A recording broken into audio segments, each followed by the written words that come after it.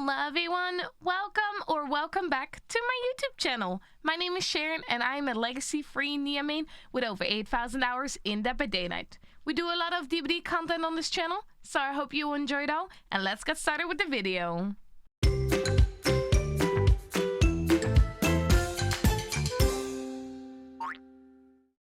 Alright, for today's video, we're gonna be doing a leaked by Daylight video where I tell you guys about all the recent leaks that data miners have found in the DBD files. There's a lot to talk about, but first, I hope you're having an amazing day whenever you're watching this. Thank you for being here. This video will be covering two parts. 1, the DBD anniversary plans, and 2, the leaks for the next 3 DBD chapters. Just a heads up, these are not 100% confirmed, but often when the data miners do get information, they happen to be true, and perhaps spoilers that you might not want to hear. And if that's the case, I hope you will still let the video play in the background and just not listen to it. But yeah, spoiler alert, if you don't want to know, don't listen. Anyways, let's get started with the DBD anniversary plans. If you didn't know, the anniversary of DeadByDaylight is coming up very soon, and as per usual, DBD has some cool plans in store. First and foremost, the official DeadByDaylight anniversary stream.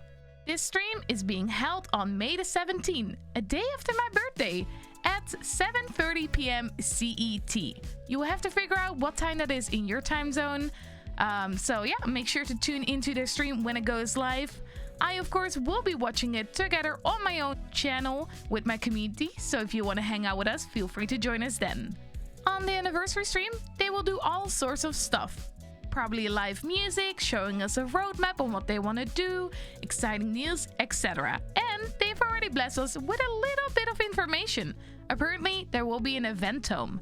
I assume on top of the tome that we already have going on right now. This tome will feature the new killer and survivor. We will be talking about them a little bit further into this video, but this tome features both the individual challenges for yourself that you can finish and community challenges. So a little bit of both. What do you hope to see in this anniversary stream? Let me know in the comment section. For me, I would love to see mostly 2 things. 1, quality of life changes, such as a perk search bar and an easier way to switch from killer to survivor. They used to have that, but they removed it, which I think they did it because it was very buggy, but perhaps they can try to code it in again. I don't know, it would just make a nice little change. And 2, perk buffs and nerfs. I would just love for them to buff all the unused perks. Lately, they've been already doing that, and surprisingly, a few of the perks have been used more often. Think about Fearmonger, Deadman's Switch, Windows of Opportunity, and for a while, Boil Over. Those are my 2 biggest wishes that I hope they will talk about in the anniversary stream. Alright, that's all to talk about for the anniversary stream. Not much, but I'm excited. Hopefully, we will have a great time watching it. Let's move on to the leaked part of this video. As mentioned a little bit ago in the video, the anniversary tome will feature the characters of the new chapter. The killer's name, according to the leaks, is called the Dredge, which seems to be a moderately difficult killer. Now, its power is teleporting between lockers, so it's a little bit of a Freddy and Sadako mixture going on. Funny enough, survivors can apparently lock the lockers, which killers obviously can destroy, like they destroy boon totems as well. Just find it quite funny, but I feel like that feature might get removed because, I mean, this killer might not really be the strongest already, so I feel like it might get removed from the get-go, but we shall see. Luckily enough, each locker can only be locked per trial once, so maybe they won't nerf it, maybe they won't take it away, but once again, we shall see.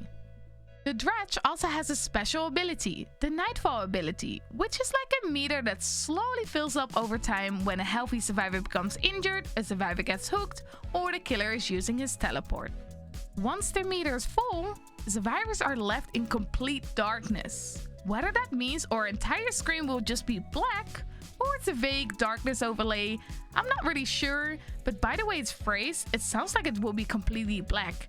And this effect will last for 60 seconds, a full minute. During the nightfall, the Dredge can teleport more frequently, and he has no terror radius. Honestly, I'm kind of keen for this, because if your screen actually goes black, that sounds terrifying, which I find quite exciting because I like the scare factor in this game, and whenever I do get scared, I very much enjoy it. So I find it kind of exciting, but whether, you know, it actually will be fun to go against or not, of course, I can't judge that yet. But I do wonder whether the survivors will get an indicator on how far his meter is, or if it's just completely out of the blue.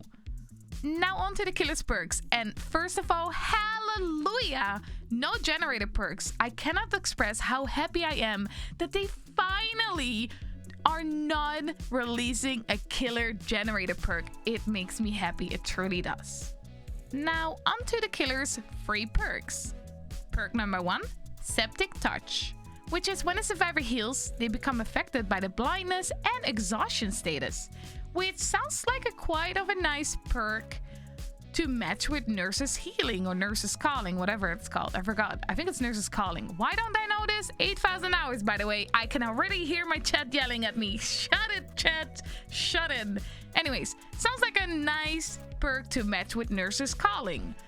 Second perk, Dissolution, which is 3 seconds after injuring a survivor, it becomes active for 12 seconds.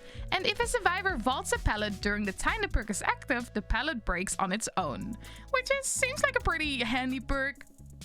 I'm not sure if it's gonna get used a lot, but I mean, I feel like for killers that don't have easy mind games, or killers that struggle with mind games, it might be a really nice perk. Who knows? I don't know. I don't hate it at all. And the third perk is called Darkness Revealed, which is probably the least interesting perk for high MMR. If you open a locker, every survivor's aura in the 16 meters of that locker will be revealed to you.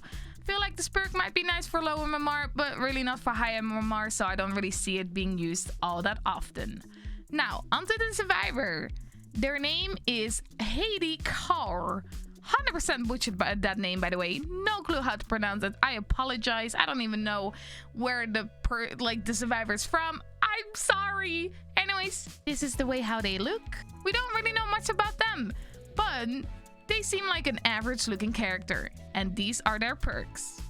We have a Residual Manifest, which after blinding a killer successfully, the killer will suffer from blindness effect for 30 seconds. This does not mean that the killer will be blinded for 30 seconds, as many assumed. This just means that the killer's aura perks won't work for 30 seconds, such as barbecue and chili. Next up, we have Inner Focus, which allows you to see other survivors' sprint marks within 32 meters range of yourself, and when the survivor gets hit by the killer's aura is revealed to you. Now, I'm happy that they added 2 effects onto 1 perk, because either or would be very weak. I don't really think this perk will be great in high MMR, but perhaps low MMR it will be. It can be quite nice.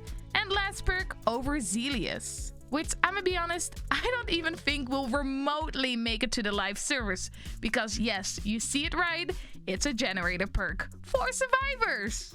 When you cleanse a totem, you gain a 4% repair speed on the generators, until you're being injured by any means necessary. Now, I think this is behavior trying to counter the anti-gen meta that's been going on with the killers, but I think this will do the complete opposite. I feel like more killers will run generator perks and more generator perks, and it will just be a dreadful experience. And honestly, I doubt that the killer community will be unheard of during the release of this perk. Anyways, the chapter also comes with a new map. The map is called The Garden of Joy, which is quite an adorable name, and here's the map offering and a few snippets of the leaked material on how the map is supposed to look. I'm happy a new map is added to DBD, and hopefully it will be balanced to play the map on for both sides. Now, there are 2 more leaks that we gotta quickly talk about. Apparently, Chapter 25 and 26 are somewhat leaked as well. Chapter 25, aka a DLC, being the second Resident Evil chapter. Not the first one, duh, that one already got released, but a second one. Apparently, this DLC will bring the RPD map with a few new variations. And that's not only it. The chapter will not have 1 but 2 new survivors, Ada Wong and Rebecca Chambers, with the killer being Albert Wesker. Now, that's all that was being leaked for Chapter 25. And for chapter 26, there's even less information. No leaks for a new map, the survivor is still unknown, and the killer is called the Knight. But what he does, we don't know. And that's pretty much all the information that has recently been leaked. Shout out to Dragon to putting all of this information together for me, so I had an easier time making this video. Now let me know, did you like this video? What do you hope to see out of the anniversary stream? Do you like the anniversary DLC that's being leaked? And are you excited for the second Resident Evil chapter? Comment down below. Thank you all for watching. Now I'm gonna ask you to do all the things that every YouTuber always asks you to do. Make sure to like, comment, and subscribe to this channel. And see y'all next time. Bye bye!